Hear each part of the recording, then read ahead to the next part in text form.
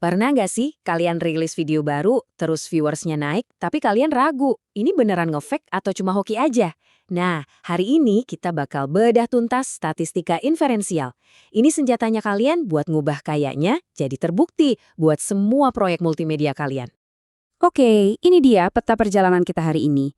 Kita mulai dari masalah dasarnya, gimana cara pindah dari sekedar nebak-nebak ke bukti yang kuat. Lalu kita dalami konsep utama statistika inferensial, lanjut ke 6 langkah praktis buat ambil kesimpulan, cara milih alat statistik yang benar, dan terakhir, kita praktek langsung dengan studi kasus soal watch time video. Oke, bagian pertama. Yuk, kita mulai dengan satu pertanyaan yang bakal sering banget kalian temuin di dunia kerja nanti. Nah, ini dia pertanyaannya. Gimana caranya kita bisa bilang dengan yakin, hey, kampanye video baru kita ini beneran berhasil naikin watch time, bukan cuma karena kebetulan penontonnya lagi banyak. Disinilah statistika jadi senjata rahasia kita. Lanjut ke bagian 2. Jadi, apa sih sebenarnya konsep inti yang bikin kita bisa jawab pertanyaan tadi dengan data? Yuk, kita bongkar ide besarnya. Penting banget buat bedain dua hal ini. Statistik deskriptif itu ibarat kita ngambil foto. Dia cuma nunjukin apa yang ada di situ. Rata-ratanya segini, mediannya segitu, ya udah, cuma soal apa adanya. Nah, statistik inferensial ini yang lebih seru. Dia itu kayak detektifnya. Dari data yang sedikit itu, dia coba cari tahu apa artinya. Dan inilah intinya, kita kan nggak mungkin survei semua pengguna di dunia. Nah, statistika inferensial ngajarin kita cara ngambil sekelompok kecil data atau sampel, dan dari situ kita bisa bikin kesimpulan yang masuk akal tentang seluruh populasi. Keren kan? Prosesnya kira-kira begini. Kita punya populasi besar, misalnya seluruh mahasiswa multimedia. Nggak mungkin kan kita data semuanya? Jadi kita ambil sampel acak, katakanlah 60 mahasiswa. Nah, data dari 60 orang inilah yang kita analisis untuk membuat inferensi atau kesimpulan tentang seluruh mahasiswa tadi. Sekarang kita udah tahu apa dan kenapanya, saatnya kita bahas gimananya. Ini dia kerangka kerja sistematis buat menguji ide-ide kita.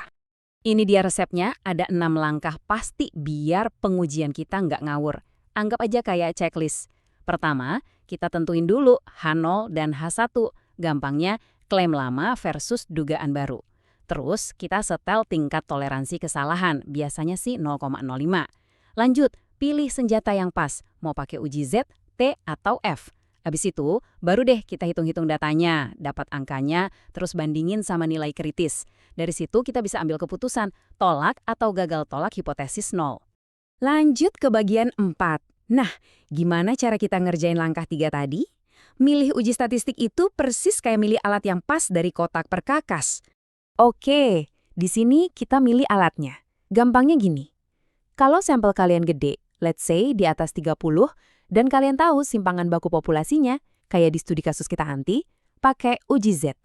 Tapi kalau sampelnya kecil, misalnya cuma 20 orang buat A/B kali testing desain landing page, nah pakainya uji T. Terus gimana kalau yang dibandingin lebih dari 2? Misalnya kalian mau tes kida desain thumbnail video beda-beda buat lihat mana yang CTR-nya paling tinggi. Nah, jagoannya itu uji F atau ANOVA. Jadi intinya, pilih alat yang pas sama kondisi data kalian. Oke, cukup teorinya, mari kita praktekkan. Kita akan masuk ke studi kasus yang relevan banget sama kerjaan kalian di multimedia. Skenario-nya begini. Ada platform digital yang ngeklaim rata-rata watch time penggunanya 45 menit sehari. Tim riset kalian lalu ngambil sampel 50 mahasiswa dan nemuin kalau rata-ratanya ternyata 48 menit. Kita juga tahu kalau standar deviasi populasinya 10 menit. Pertanyaannya, kenaikan 3 menit ini beneran signifikan atau cuma kebetulan aja? Langkah pertama, kita buat 2 lawan tanding.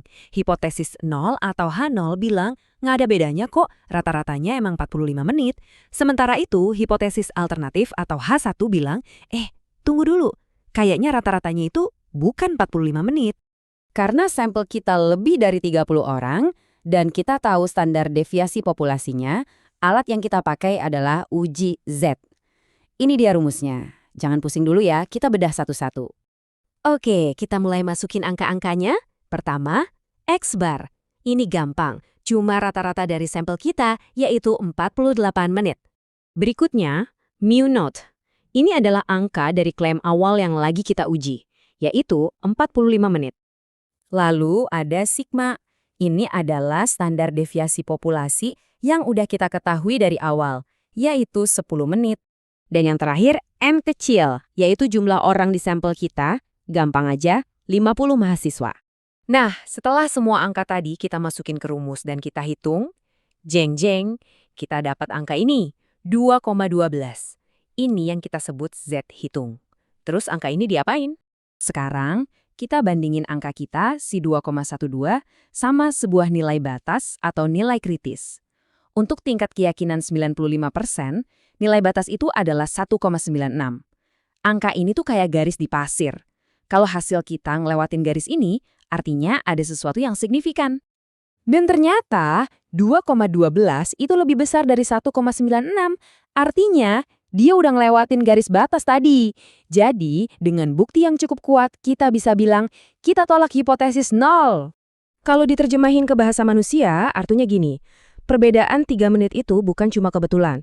Hasil riset kita menunjukkan bahwa rata-rata watch time yang sebenarnya itu emang beda dari 45 menit.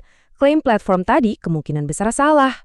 Nah, sekarang kalian udah punya powernya. Bukan lagi main tebak-tebakan, tapi bisa ngebuktiin kalau karya kalian itu beneran berdampak. Jadi, coba deh pikirin.